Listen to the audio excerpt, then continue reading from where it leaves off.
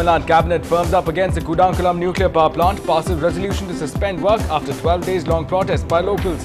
DMK announces their lineup for the local body elections. Mayor M. Subramaniam will fight for re-election. MDMK and PMK shed excess weight of alliance politics, both parties to contest the elections alone. Amma locks horns with the centre, says that with recent revelations, P. Chidambaram should either resign or be sacked. Mr. Chidambaram should immediately resign from his post, or else the Prime Minister should immediately drop him. In the Arakoram train collision, was the motorman busy talking over a phone? Investigators reveal initial findings to NDTV-HINDU. DMK's top leaders Nehru and Punmudi face the heat under the land grab offensive.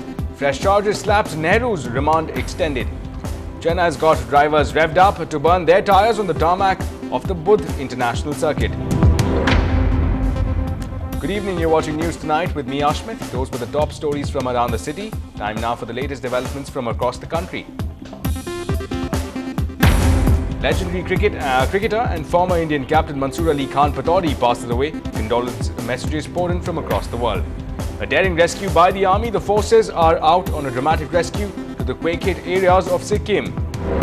The Sensex crashes by over 700 points. It's the biggest drop since May of 2009.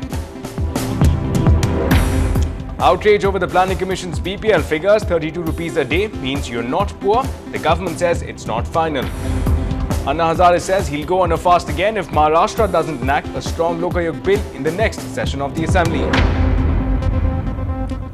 Well, first up, even as debate on a nuclear power rages on, the Tamil Nadu cabinet passed a resolution this evening seeking suspension of work at the nuclear power plant in Kudankulam.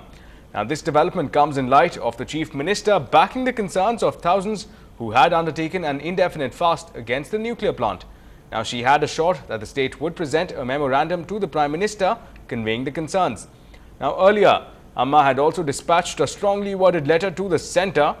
Now, meanwhile, the centre has been making efforts to calm the tense nerves in the state over the 1,000 megawatt project.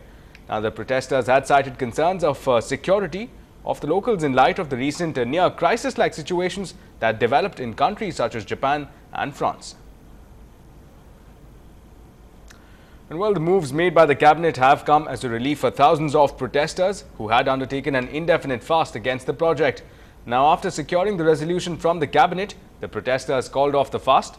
Earlier, 100 villagers had called off the protest after assurance from the Chief Minister.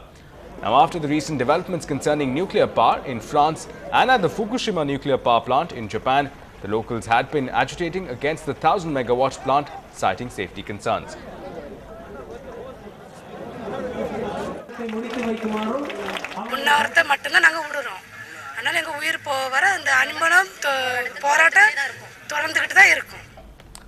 Moving ahead now on to news of the forthcoming civic polls. The local body elections are to be held in two phases. The first phase of the polling is slated for the 17th of October, while the second phase of polling is to be held from the 19th of October. Now, the filing of nominations began today, while the last day for the 200 wards will be the 29th of this month. Now, counting and results will then be declared on the 21st of October.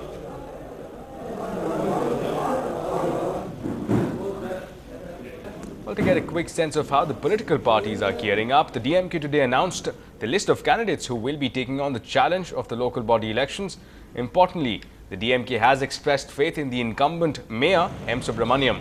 He has been allowed a chance to fight for re-election.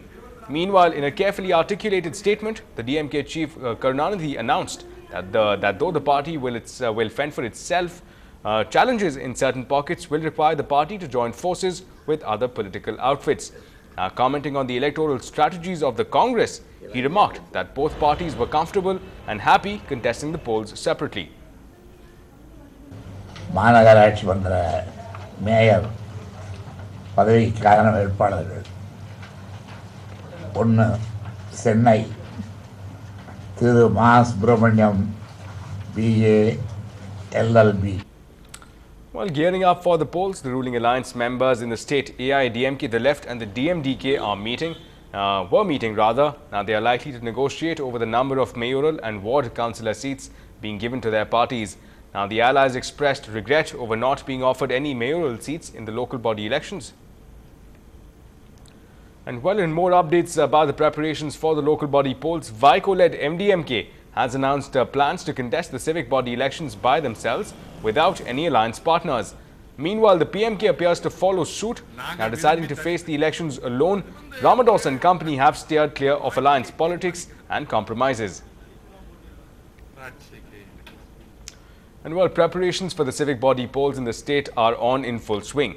The Corporation Commissioner assured that the election apparatus was ready to conduct the election for electing 200 councillors and a mayor. Now, meanwhile, 35 assistant election officers have also been appointed to accept nominations. மாநகராட்சி mayor மற்றும் 200 மாமன்ற உறுப்பினர்களுக்கான தேர்தல் நடத்த ஆயத்த பணிகள் அனைத்தும் செய்யப்பட்டுள்ளன. இந்த மாமன்ற உறுப்பினர்களுக்கான வேட்பு மனுவை தாக்கல் செய்வதற்கு 35 உதவி தேர்தல் நடத்தும் அலுவலர்கள் நியமிக்கப்பட்டுள்ளார்கள். மேயர் தேர்தலுக்கான வேட்பு மனுவை ரிப்பன் மாளிகையிலே மாநகராட்சி ஆணையாளரான என்னிடமும் இதுக்கு உதவி தேர்தல் நடத்தும் அலுவலராக நியமிக்கப்பட்டுள்ள மேற்பார்வை பொறியாளர் பேருந்து சாலைகள் துறை சூப்பரிங் இன்ஜினியர் பஸ் ரூட் ரோட்ஸ் அவர்களிடமும் வேட்பு மனுவை தாக்கல் செய்யலாம். Well, meanwhile, repercussions of Pranab Mukherjee's letter in March to the PMO were also being felt right here in Chennai. And while keen on balancing the symbolic reprieve to the DMK's wounded and the strategic alliance with the Congress after the revelation of Pranab Mukherjee's letter to the PMO, the DMK chief issued a carefully articulated statement. Now, responding to the calls demanding resignation of P. Chidambaram, he said that he was not certain of the facts and that only P. Chidambaram was in a position to take such a call, that is, if he is found guilty. Now, however, he did milk the situation. DMK chief backed Raja's long-standing claim that the Prime Minister and the then Finance Minister were kept in the loop. அப்படி யாரும் வந்தால் அவர் செய்ய வேண்டிய முடிவு, அவர் எடுக்க வேண்டிய முடிவு. Sir, அவர் உள்துறை அமைச்சராக இருக்கார், அவர் கீழே இருக்கக்கூடிய சிபிஐ தான் அதை என்கொயரி பண்ணுது. அவர் அந்த துறையில் நீடிப்பது சரியா இருக்கு? நான் இதற்கு மேலே பற்றி விரிவாக பதில் சொல்ல விரும்பவில்லை. ஏனென்றால் முழுமையான விவரம் எதுவும் கிடைக்காமல் இப்பொழுது பதில் சொல்வது நல்லதுமல்ல. Well, in fact, earlier in the day, the DMK sources were claiming that revelations courtesy of Pranab Mukherjee's letter had vindicated Raja and Kanimuri. Now, Raja is alleged to have ignored advice from other ministers to auction the spectrum, causing thousands of crores in losses.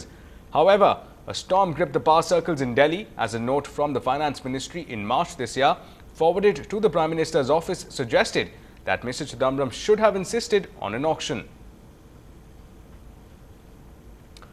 And well, while fault lines are beginning to appear within the Congress's top brass, Amma was the latest political heavyweight to join the chorus, baying for blood. Now, aiming for the Home Minister, she said that P. Chidambaram should either resign or the Prime Minister should sack him. Now, importantly, she chose to stay mum on the political brownie points that the DMK is expected to score. It is quite clear that Mr. Chidambaram is deeply involved in the 2G spectrum scam, which according to the CAG's report has caused a loss of over 1,76,000 crore rupees to the Indian Exchequer.